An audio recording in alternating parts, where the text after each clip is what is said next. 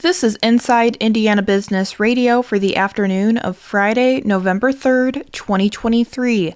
I'm Kate Sharon. A startup based in Knox County plans to build an $83 million processing facility designed to turn food waste into eco-friendly bioplastics and create nearly 250 jobs. Vincennes Mayor Joe Yoakum and officials from the Knox County, Indiana Economic Development Corporation announced the launch of AgroRenew LLC at the Pantheon Business Incubator in Vincennes on Friday. AgroRenew founder Brian Southern said the idea stemmed from conversations with local farmers about what to do with excess harvest that doesn't get bought or doesn't pass quality control. But we're taking advantage of the fact that there is this excessive amount of food waste that we can then, that'll provide us a significant amount of biosource. So it just made sense for us to locate close to where that resource is. The facility, which ultimately spans nearly 200,000 square feet, will be used to repurpose food waste from the county's watermelon, cantaloupe, and pumpkin farms into biodegradable and sustainable plastics. Fishers-based gene therapy firm Genzen has closed on an $18.5 million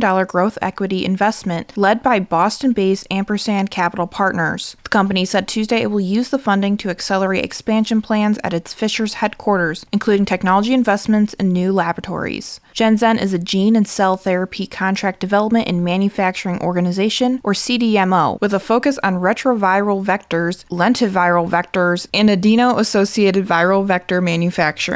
A Michigan man has been sentenced to 97 months of imprisonment after pleading guilty to bank fraud and attempted tax evasion charges related to his time leading an Elkhart-based payroll company. U.S. District Court Judge Pamela Barker sentenced Najib Khan, 70, of Edwardsburg, Michigan, on Thursday. The judge also ordered Khan to pay more than $150 million in restitution to his victims and the IRS, and ordered him to serve 3 years of supervised release after leaving prison. Khan's company, Interlogic Outsourcing Incorporated, at one point serviced as many as 6,000 clients. Officials say Khan's actions began in 2014 when he used company accounts to fraudulently obtain money from multiple financial institutions through a check-kiting scheme and used the money to buy cars, planes, and vacation homes. From the number one source for Indiana business news, this is Inside Indiana Business Radio.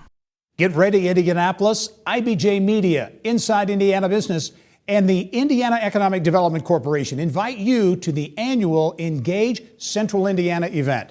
It's presented by CareSource, Indiana University, and Old National Bank. Wednesday, December 6th at the JW Marriott.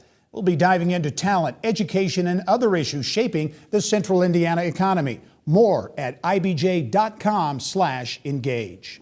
As Indiana hits the halfway point for the Medicaid unwinding process, the rate of Hoosiers losing benefits seems to have slowed as the state reassesses the coverage of millions of beneficiaries following the expiration of pandemic protections. IIB's Alex Brown has more. With a total of 231,403 Hoosiers kicked off the rolls, Indiana could potentially exceed an earlier estimate that predicted only 300,000 to 400,000 Hoosiers would lose coverage. During the pandemic, the federal government barred states from purging their Medicaid rolls during the economic tumult and enhanced their match, paying for nearly 3/4 of the cost of coverage rather than the traditional 2/3. Indiana's rolls grew from just over 1.5 million enrollees in February 2020 to over 2.3 million in March 2023, the last month of protections. Now halfway through the process of determining the eligibility of each enrollee, over 231,000 Hoosiers no longer have Medicaid coverage, as reported by the Family and Social Services Administration for the months of April through September, the latest month available.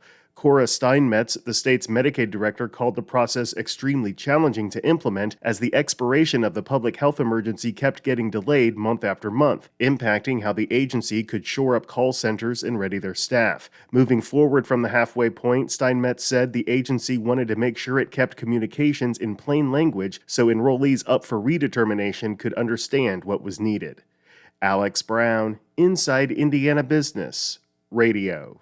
The Indiana Economic Development Corporation has awarded $20 million in manufacturing readiness grants throughout the year, the organization announced Friday. The IEDC said the grants awarded in partnership with Connexus Indiana will support 161 projects in 50 counties. The grant program was launched in 2020 with the goal of accelerating the adoption of smart technologies and processes in manufacturing, such as automation, robotics, 3D printing, and data analytics. The IEDC said this year's grants will support at least $329 million in technology-based capital investments among manufacturers. About 72% of the projects are from small businesses, and 28% are located in rural communities.